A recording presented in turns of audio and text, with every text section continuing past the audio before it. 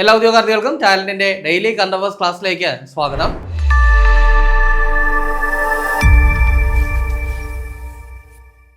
ഇന്ന് നമ്മൾ ചർച്ച ചെയ്യാൻ പോകുന്നത് 2026 ജൂൺ 4 തീയതിയിലെ പ്രധാന ആനുകാലിക വിഷയങ്ങളും അവയുടെ അനുബന്ധ വിവരങ്ങളുമാണ്.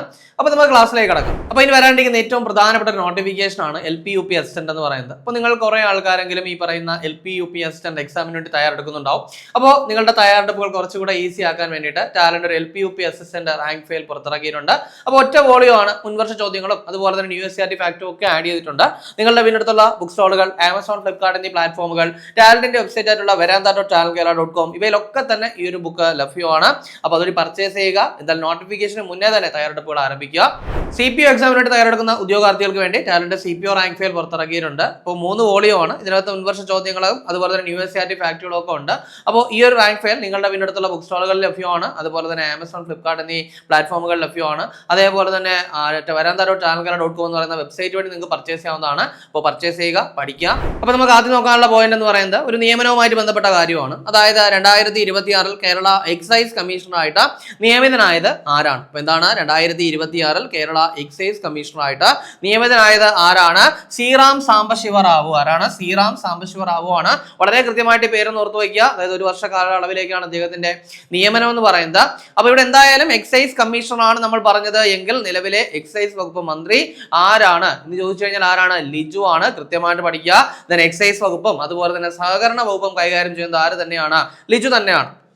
അപ്പോൾ അടുത്ത് നമുക്ക് നോക്കാനുള്ളത് നമ്മുടെ 16ാമത് കേരള നിയമസഭയുമായിട്ട് ബന്ധപ്പെട്ട കാര്യമാണ്. കാര്യം ഓൾറെഡി തന്നെ നമ്മൾ പറഞ്ഞ കാര്യമാണ് ഈ ഒരു 16ാമത് കേരള നിയമസഭ.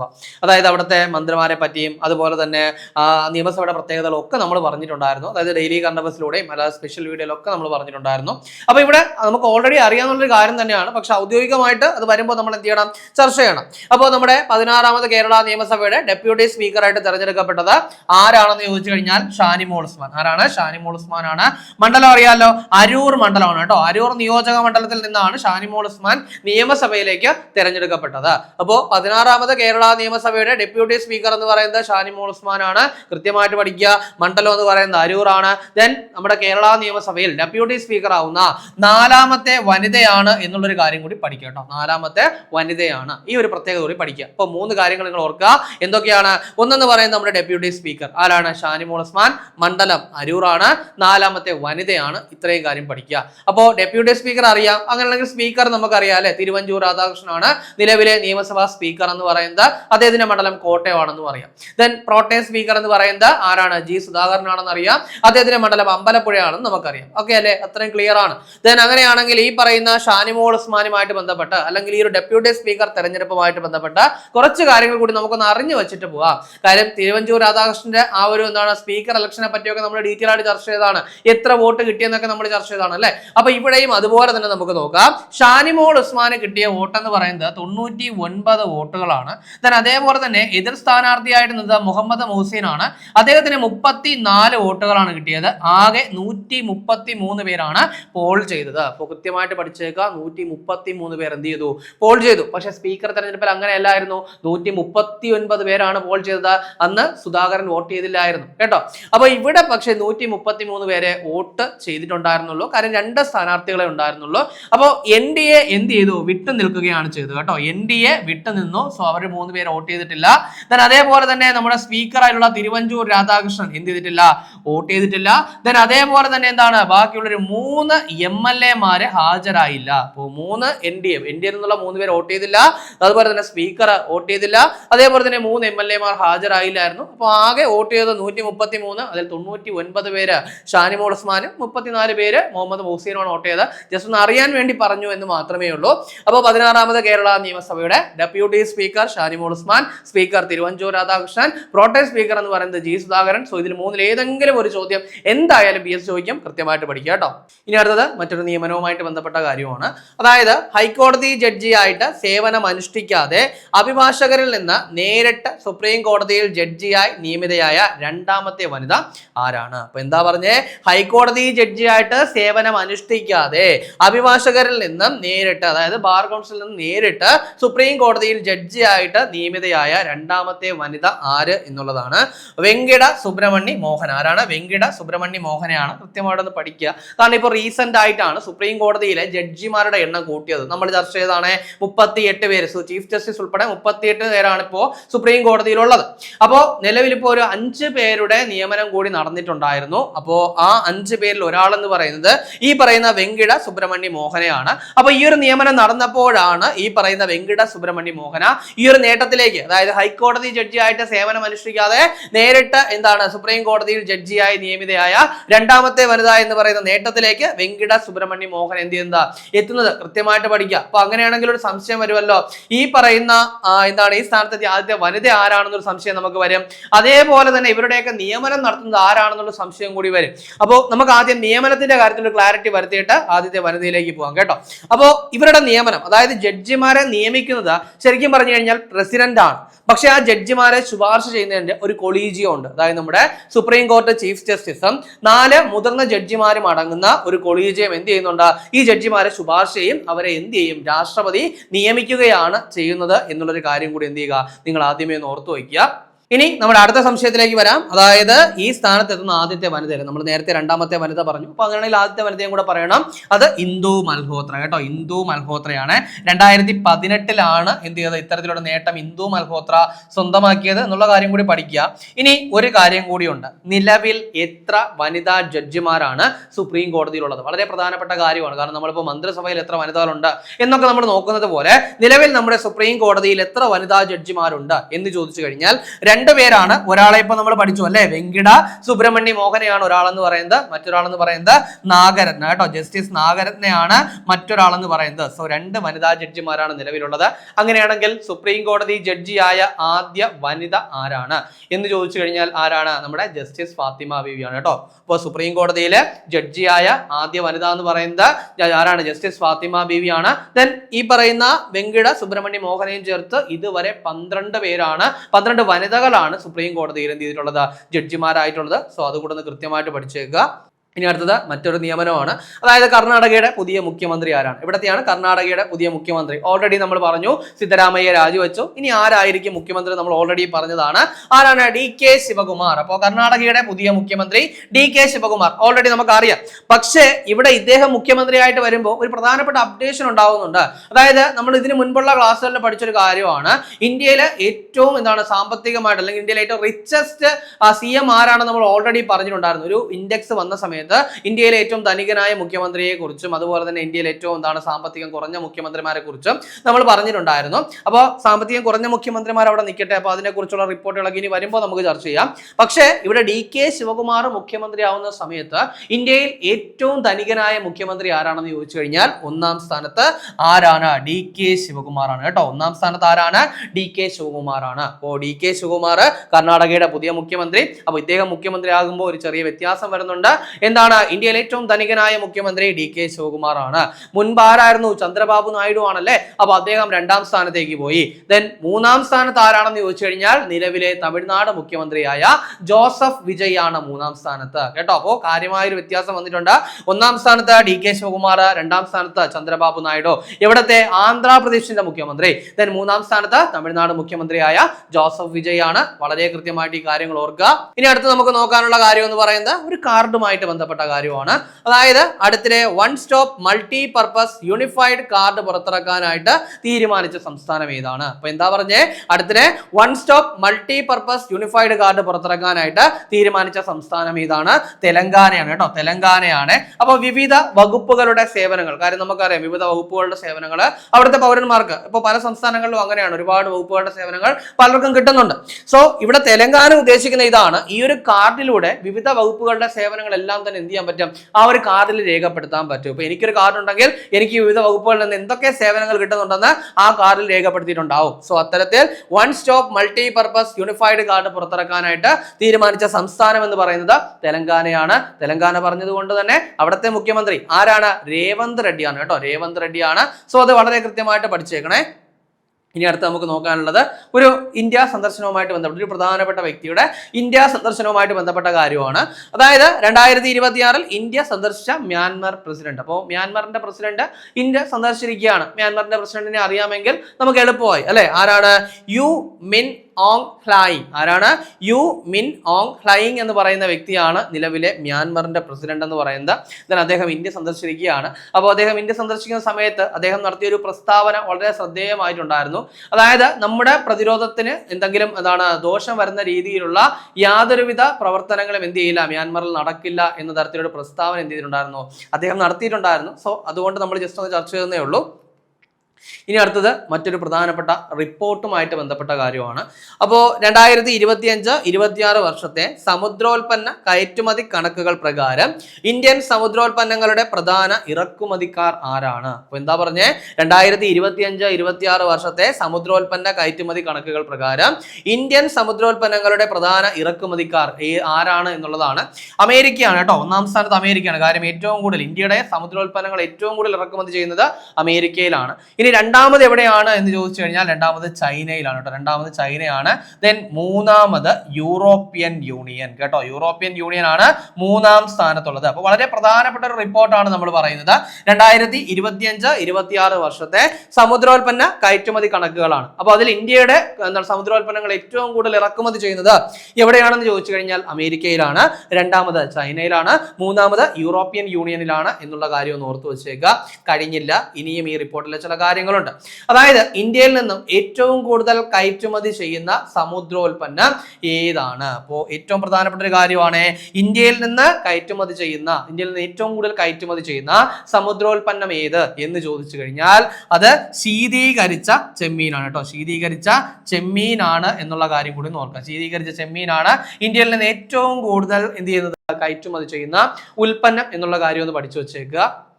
ഇനി രണ്ടാം സ്ഥാനത്ത് ഏതാണെന്ന് ചോദിച്ചു കഴിഞ്ഞാൽ, ഇപ്പോൾ ഒന്നാം സ്ഥാനത്ത് ശീതീകരിച്ച ചെമ്മീനാണെന്ന് പറഞ്ഞു, രണ്ടാം സ്ഥാനത്ത് ശീതീകരിച്ച മത്സ്യമാണ്, ദെൻ മൂന്നാം സ്ഥാനത്ത് നമ്മുടെ ഉണക്കമീൻ കേട്ടോ. മൂന്നാം സ്ഥാനത്ത് ഉണക്കമീനാണ്. സോ നമ്മുടെ സമുദ്രോൽപ്പന്നങ്ങളെ പറ്റി ഒരു ഐഡിയ ഉണ്ടാവട്ടെ എന്ന് കരുതി പറഞ്ഞതാണ്. അപ്പോൾ രണ്ട് കാര്യങ്ങളാണ് പറഞ്ഞത്. ഒന്ന് ഇറക്കുമതി ചെയ്യുന്ന രാജ്യങ്ങളുടെ കാര്യം പറഞ്ഞു, അതുപോലെ നമ്മൾ ഇവിടുന്ന് കയറ്റുമതി ചെയ്യുന്ന ഉൽപ്പന്നങ്ങളുടെ കാര്യം പറഞ്ഞു. ഇനി ഒരു കാര്യം കൂടിയുണ്ട്, അതായത് പോർട്ടുകളുടെ കാര്യം കൂടി. അതായത് ഈ പറയുന്ന ഈ ഒരു കയറ്റുമതിയിൽ ഏറ്റവും മുന്നിൽ നിൽക്കുന്ന പോർട്ടുകളെ കൂടി ഒന്ന് അറിഞ്ഞു വെച്ചേക്കുക. ഒന്നാമത്തെ സ്ഥാനത്ത് വിശാഖപട്ടണമാണ്, രണ്ടാം സ്ഥാനത്ത് എന്ന് പറയുന്നത് ജവഹർലാൽ നെഹ്റു പോർട്ടാണ്, ദെൻ മൂന്നാം സ്ഥാനത്തുള്ളത് നമ്മുടെ കൊച്ചിയാണ്. സോ ഈ മൂന്ന് കാര്യം കൂടി ഒന്ന് കൃത്യമായിട്ട് പഠിച്ചേക്കുക. ഒരു ചെറിയ റിപ്പോർട്ട് ആയതുകൊണ്ട് നമ്മൾ ഡീറ്റെയിൽ ആയിട്ടൊന്ന് പറഞ്ഞതേ ഉള്ളൂ. ഇനി അടുത്ത് നമുക്ക് നോക്കാനുള്ളത് ഒരു പ്രധാനപ്പെട്ട റിപ്പോർട്ടുമായിട്ട് ബന്ധപ്പെട്ട കാര്യമാണ്, ഒരു പട്ടികയുമായിട്ട് ബന്ധപ്പെട്ട കാര്യം. അപ്പോൾ ഫോബ്സ് 30 അണ്ടർ 30 ഏഷ്യ 2026, അതായത് ഫോബ്സ് അടുത്തിടെ ഒരു 30 പേരുടെ പട്ടിക പുറത്തുവിട്ടു. അതായത് അണ്ടർ 30 30 വയസ്സിന് താഴെയുള്ള ഏഷ്യയിലെ ഒരു 30 പേരുടെ പട്ടിക എന്ത് ചെയ്തിരിക്കുന്നു, ഫോബ്സ് പുറത്തുവിട്ടിരിക്കുകയാണ്. അപ്പോൾ അതിൽ ഇടം നേടിയ മലയാളി സംരംഭകരെ കുറിച്ചാണ് നമ്മൾ പറയാൻ പോകുന്നത്. അപ്പോൾ 2 മലയാളി സംരംഭകരാണ് പ്രധാനമായിട്ടും അതിൽ ഇടം നേടിയത്. അപ്പോൾ അവരെ പറ്റി ശരിക്കും അറിയേണ്ട ആവശ്യമുണ്ട്, അതുകൊണ്ട് നമ്മൾ ചർച്ച ചെയ്യുന്നത് മാത്രം. അപ്പോൾ ഒന്ന് ദേവൻ ചന്ദ്രശേഖരനാണ്. അപ്പോൾ ഇദ്ദേഹം എന്ന് പറയുന്നത്, ദേവൻ ചന്ദ്രശേഖരൻ എന്ന് പറയുന്നത് ഫ്യൂസലേജ് ഇന്നോവേഷൻസിന്റെ സ്ഥാപകനാണ് കേട്ടോ. ഫ്യൂസലേജ് ഇന്നോവേഷൻസിന്റെ സ്ഥാപകനാണ്. അതായത് കാർഷിക ആവശ്യങ്ങൾക്കുള്ള ഡ്രോണൊക്കെ ഡെവലപ്പ് ചെയ്യുന്ന ഒരു കമ്പനിയാണ് എന്ന് പറയുന്നത് ഈ പറയുന്ന ഫ്യൂസലേജ് ഇന്നോവേഷൻസ് എന്ന് പറയുന്നത്. സോ അതിന്റെ സ്ഥാപകനാണ് ദേവൻ ചന്ദ്രശേഖരൻ. അപ്പോൾ അദ്ദേഹം എന്ത് ചെയ്തിരിക്കുന്നു, ഈ പറയുന്ന ഫോബ്സിന്റെ അണ്ടർ 13 ഏഷ്യ 2026 ലിസ്റ്റിൽ ഉൾപ്പെട്ടിരിക്കുകയാണ്. അതേപോലെ തന്നെ നൗറിൻ ആയിഷ. ആരാണ്? നൗറിൻ ആയിഷ. അപ്പോൾ നൗറിൻ ആയിഷ എന്ന് പറയുന്നത് ഫെമി സേഫ് എന്ന് പറയുന്ന സംഘടന ആ ഒരു ഓർഗനൈസേഷന്റെ സഹസ്ഥാപകയാണ് കേട്ടോ. ഫെമി സേഫിന്റെ സഹസ്ഥാപകയാണ് ആരെന്ന് പറയുന്നത്, നൗറിൻ ആയിഷ എന്ന് പറയുന്നത്. അതായത് സ്ത്രീകളുടെ ആരോഗ്യം അതുപോലെ തന്നെ ആർത്തവശുദ്ധമായിട്ടൊക്കെ ബന്ധപ്പെട്ട ഉൽപ്പന്നങ്ങളുടെയൊക്കെ ഒരു ഉൽപ്പന്നങ്ങൾ സൃഷ്ടിക്കുന്ന ഒരു കമ്പനിയാണെന്ന് പറയുന്നത് ഫെമി സേഫ് എന്ന് പറയുന്നത്. ശരിക്കും പറഞ്ഞാൽ ഇവരെ പറ്റി ഇവരുടെ ഒരു ക്യാമ്പയിൻ ഉൾപ്പെടെ എന്ത് ചെയ്തിട്ടുണ്ട്, ഫോബ്സിന്റെ പട്ടികയിൽ ഇടം നേടിയിട്ടുണ്ട്. അതായത് പാഡ് ഫ്രീ കേരള എന്ന് പറയുന്ന ഒരു ക്യാമ്പയിൻ ഉണ്ട് ഇവരുടെ, അതായത് ഈ ഫെമി സേഫിന്റെ. സോ അതുൾപ്പെടെ എന്ത് ചെയ്തിട്ടുണ്ട്, അതിൽ ഇടം പിടിച്ചിട്ടുണ്ട്. സോ അതുകൊണ്ടാണ് നമ്മൾ ഇതിനെ പറ്റി ഒന്ന് ചർച്ച ചെയ്തത്. സോ 2 സംരംഭകരാണ് ഈ പട്ടികയിൽ എന്ത് ചെയ്തത്, ഇടം നേടിയത്. കൃത്യമായിട്ടൊന്ന് പഠിക്കുക. ഇനി അതുപോലെ തന്നെ നമ്മളൊരു 3 പേരെ കൂടി നമ്മളൊന്ന് പരിചയപ്പെടുന്നു. കാര്യം അതിൽ കേരളത്തിൽ നിന്നുള്ള അതായത് 2 മലയാളി സംരംഭകർ ഇടം പിടിച്ചുവെങ്കിലും നമുക്ക് ഒഴിവാക്കാൻ പറ്റാത്ത 2-3 പേരുകൾ കൂടി നമ്മളൊന്ന് പഠിക്കുകയാണ്. അതിലൊന്നെന്ന് പറയുന്നത് അരുന്ധതി മേനോനാണ്. ശരിക്കും പറഞ്ഞാൽ അരുന്ധതി മേനോനും മലയാളിയാണ്, കേരളത്തിലാണ് ജനിച്ചത്, പക്ഷെ ബാംഗ്ലൂരിൽ സെറ്റിൽഡ് ആണ്. അപ്പോൾ എക്സ്ഫിനിറ്റി വെഞ്ചർ പാർട്ട്നേഴ്സിന്റെ അസോസിയേറ്റ് വൈസ് പ്രസിഡന്റ് ആണ് ആരെന്ന് പറയുന്നത് അരുന്ധതി മേനോൻ. സോ അരുന്ധതി മേനോനും ആ പട്ടികയിലുണ്ട്. അതേപോലെ തന്നെ ദിവ്യ ദേശ്മുഖ്, ഈ ആളെ അറിയില്ല എന്ന് നിങ്ങൾ ആരും പറയില്ല. കാര്യം ദിവ്യ ദേശ്മുഖ് എന്ന് പറയുന്നത് ചെസ് താരമാണ്, നമുക്കറിയാം. ചെസ് ലോകകപ്പ് നേടിയ കാര്യം നമുക്കറിയാം, നമ്മൾ ഇതൊക്കെ ചർച്ച ചെയ്ത് കഴിഞ്ഞ കാര്യമല്ലേ, അപ്പൊ നിങ്ങൾക്ക് അതറിയാം. ദെൻ ദിവ ഉത്കർഷ, ആരാണ് ദിവ ഉത്കർഷ? കാരണം ആ പേരില് നമുക്ക് മലയാളി അല്ല, നമുക്ക് അങ്ങനെ പരിചിതമായ ഒരു പേരല്ല, പക്ഷെ ദിവ ഉത്കർഷയെ നിങ്ങൾ അറിഞ്ഞിരിക്കണം. അതായത് പ്രോജക്റ്റ് സൂര്യ എന്ന് പറയുന്ന സംഘടന, സന്നദ്ധ സംഘടനയുടെ സ്ഥാപകയാണ് ദിവ ഉത്കർഷ എന്ന് പറയുന്നത്. അപ്പോ എന്താണ്, വളരെ ചെറിയ പ്രായത്തിലാണ് ഈ പറയുന്ന ദിവ ഉത്കർഷ ഈ ഒരു പ്രോജക്റ്റ് സൂര്യ എന്ന് പറയുന്ന പദ്ധതി സ്റ്റാർട്ട് ചെയ്ത്. അതായത് ടൈപ്പ് 1 പ്രമേഹം ബാധിച്ച അല്ലെങ്കിൽ ബാധിതരായിട്ടുള്ള തീരെ പിന്നോക്കാവസ്ഥയിൽ നിൽക്കുന്ന, അതായത് സാമ്പത്തികമായിട്ട് പിന്നോക്കാവസ്ഥയിൽ നിൽക്കുന്ന കുട്ടികൾക്ക് സാമ്പത്തിക സഹായമൊക്കെ നൽകുന്ന ഒരു സംഘടനയാണ് ഇതെന്ന് പറയുന്നത് ഈ ഒരു പ്രോജക്റ്റ് സൂര്യ. സോ അതിന്റെ സ്ഥാപകയാണ് ഈ പറയുന്ന ദിവ ഉത്കർഷ. സോ അതും കൂടെ ഓർക്കുക. ഇനി അടുത്ത് നമുക്ക് നോക്കാനുള്ളത് സ്പോർട്സുമായിട്ട് ബന്ധപ്പെട്ട ചില കാര്യങ്ങളാണ്. അതിലാദ്യത്തേത് 2026 ഏഷ്യൻ അണ്ടർ-20 അത്ലറ്റിക്സ് ചാമ്പ്യൻഷിപ്പിൽ 1ാം സ്ഥാനം നേടിയ രാജ്യം ഏതാണ്? അപ്പോൾ എന്താണ്, 2026 ഏഷ്യൻ അണ്ടർ-20 അത്ലറ്റിക്സ് ചാമ്പ്യൻഷിപ്പിൽ 1ാം സ്ഥാനം നേടിയ രാജ്യം ഏതാണ്? ചൈനയാണെന്നുള്ള കാര്യം ഓർക്കുക. ദെൻ 2ാം സ്ഥാനത്ത് ആരാണെന്ന് ചോദിച്ചു കഴിഞ്ഞാൽ നമ്മുടെ ഇന്ത്യയാണ്. സോ പ്രധാനമായിട്ടും നമുക്ക് വേണ്ട ഇതാണ് കേട്ടോ. അപ്പോൾ ഇന്ത്യ ഈ ഒരു ചാമ്പ്യൻഷിപ്പിൽ 2ാം സ്ഥാനത്തെത്തി. ദെൻ വേദി എവിടെയാണെന്ന് ചോദിച്ചു കഴിഞ്ഞാൽ ഹോങ്കോങ്, ചൈന കേട്ടോ. അപ്പോൾ ഹോങ്കോങ്ങിലും ചൈനയിലുമായിട്ടായിരുന്നു ഈ ഒരു ഈവന്റ് നടന്നത്. അപ്പൊ അതുകൂടെ ഓർക്കുക. അപ്പോൾ വേദി പറഞ്ഞു ഹോങ്കോങ്, ചൈന. ദെൻ ഇന്ത്യ 2ാം സ്ഥാനത്താണ്, ചൈന 1ാം സ്ഥാനത്താണ്. സോ അതൊന്ന് കൃത്യമായിട്ട് നോട്ട് ചെയ്യണേ. ഇനി ഒരു വളരെ പ്രധാനപ്പെട്ട ഒരു കാര്യം, അതായത് 2026 ഫുട്ബോൾ ലോകകപ്പിനുള്ള ഖത്തർ ടീമിൽ ഇടം നേടിയ മലയാളി ആരാണ്? അപ്പോൾ 2026 ഫുട്ബോൾ ലോകകപ്പിനുള്ള ഖത്തർ ടീമിൽ ഇടം നേടിയ മലയാളി ആര് എന്നുള്ളതാണ് തഹസിൻ മുഹമ്മദ് ജംഷീദ്. ആരാണ്? തഹസിൻ മുഹമ്മദ് ജംഷീദ് ആണ്. അപ്പോൾ ഇതൊന്നും കൃത്യമായിട്ട് പഠിച്ചു വെച്ചേക്കുക. കാര്യം നമ്മുടെ ഇന്ത്യക്കാരെ സംബന്ധിച്ച് ഒരു ഫുട്ബോൾ ലോകകപ്പ് എന്ന് പറയുന്ന ഒരു സ്വപ്നമാണ്. കാരണം നമ്മുടെ ഇന്ത്യൻ ടീമിന് ഇതുവരെ ഒരു ഫുട്ബോൾ കളിക്കാൻ പറ്റിയിട്ടില്ല. സോ ഇത് ആദ്യമായിട്ടൊരു മലയാളി എന്ത് ചെയ്യുന്നുണ്ട്, ലോകകപ്പിൽ കളിക്കാൻ പോവുകയാണ്. അപ്പോൾ കളിക്കുന്നത് ഇന്ത്യക്ക് വേണ്ടി ല്ല, പക്ഷേ നമ്മൾക്ക് അഭിമാനമുള്ളൊരു കാര്യമാണ്. അപ്പോൾ 2026 ഫുട്ബോൾ ലോകകപ്പിനുള്ള ഖത്തർ ടീമിൽ എന്ത് ചെയ്തിരിക്കുന്നു, ഒരു മലയാളി, അതായത് തഹസിൻ മുഹമ്മദ് ജംഷീദ് ഇടം നേടിയിരിക്കുകയാണ്. അപ്പോൾ അദ്ദേഹം നല്ലൊരു പെർഫോമൻസ് പുറത്തെടുക്കാൻ സാധിക്കട്ടെ അല്ലെ. കാര്യം മലയാളികളെ ഇങ്ങനെ ലോകം ശ്രദ്ധിക്കട്ടെ എന്ന് നമുക്ക് ആശംസിക്കാം. അപ്പോൾ ഇനി നിങ്ങളെ ഞാൻ അറിവിടം പ്രാക്ടീസ് ബുക്ക് പരിചയപ്പെടുത്തുകയാണ്. പരിചയപ്പെടുത്തേണ്ട ആവശ്യമല്ല, അറിയാലോ അല്ലെ. നമ്മുടെ അറിവിടം ബുക്ക് പോലെ തന്നെ ഏറ്റവും ശ്രദ്ധേയമായിക്കൊണ്ടിരിക്കുന്ന ഒരു പുസ്തകമാണ് അറിവിടത്തിന്റെ പ്രാക്ടീസ് ബുക്ക്. കാര്യം SCRT മേഖലയിൽ നിന്നുള്ള ചോദ്യങ്ങളെ ഈസി ആയിട്ട് നേരിടാനായിട്ട് ഈ പ്രാക്ടീസ് ബുക്ക് നിങ്ങൾക്ക് യൂസ്ഫുൾ ആയിരിക്കും. ഇതിനകത്ത് സ്റ്റേറ്റ്മെന്റ് വൈസ് ആയിട്ടുള്ള ചോദ്യങ്ങളുണ്ട്, അല്ല ഡയറക്റ്റ് ചോദ്യങ്ങളുണ്ട്. ദെൻ റീസെന്റ് ആയിട്ട് PSC ചോദിച്ച SCRT ബേസ് ചെയ്തുള്ള PQs ഞങ്ങൾ ആഡ് ചെയ്തിട്ടുണ്ട്. സോ നിങ്ങളുടെ പിന്നടുത്തുള്ള ബുക്ക് സ്റ്റോളുകൾ, ആമസോൺ, ഫ്ലിപ്കാർട്ട് എന്നീ പ്ലാറ്റ്ഫോമുകൾ, ടാലന്റിന്റെ വെബ്സൈറ്റ് ആയിട്ടുള്ള veranda.talgala.com ഇവയിലൂടെയൊക്കെ നിങ്ങൾക്ക് ഈ ബുക്ക് പർച്ചേസ് ചെയ്യാം. അപ്പോൾ നമുക്ക് ചർച്ച ചെയ്ത പോലുള്ള ഒന്നുകൂടി നോക്കാം. ആദ്യം പറഞ്ഞത് 2026 കേരള എക്സൈസ് കമ്മീഷണറായിട്ട് നിയമിതനായത് ശ്രീറാം സാംബശിവറാവു ആണെന്ന് പറഞ്ഞു. ദെൻ 16ാമത് കേരള നിയമസഭയുടെ ഡെപ്യൂട്ടി സ്പീക്കറെ പറഞ്ഞു. ആരാണ്? ഷാനിമോൾ ഉസ്മാൻ ആണ് അല്ലെ. ഈ സ്ഥാനത്തെത്തുന്ന 4ാമത്തെ വനിതയാണെന്നും പറഞ്ഞു. ദെൻ അതിനുശേഷം പറഞ്ഞത് വെങ്കട സുബ്രഹ്മണ്യ മോഹന എന്ന് പറയുന്ന ജഡ്ജി സുപ്രീം കോടതിയിൽ നിയമിതയായിരിക്കുകയാണ്. അതായത് ഹൈക്കോടതി ജഡ്ജിയായിട്ട് സേവനം അനുഷ്ഠിക്കാതെ അഭിഭാഷകരിൽ നിന്ന് നേരിട്ട് സുപ്രീം കോടതിയിൽ ജഡ്ജിയായി നിയമിതയായ 2ാമത്തെ വനിതയാണ് ആരെന്ന് പറയുന്നത് വെങ്കട സുബ്രഹ്മണ്യ മോഹന. ആദ്യത്തേത് ഇന്ദു മൽഹോത്രയാണെന്ന് നമ്മൾ പറഞ്ഞു. പക്ഷേ ഇവിടെ പ്രധാനമായിട്ടൊരു കാര്യം എന്ന് പറയുന്നത് നിലവിൽ സുപ്രീം കോടതിയിലെ വനിതാ ജഡ്ജിമാരുടെ എണ്ണം 2 ആണെന്നുള്ള കാര്യം നിങ്ങൾ മറക്കാതിരിക്കുക കേട്ടോ. ഇനി കർണാടകയുടെ പുതിയ മുഖ്യമന്ത്രിയെ പറഞ്ഞു DK ശിവകുമാർ ആണ്.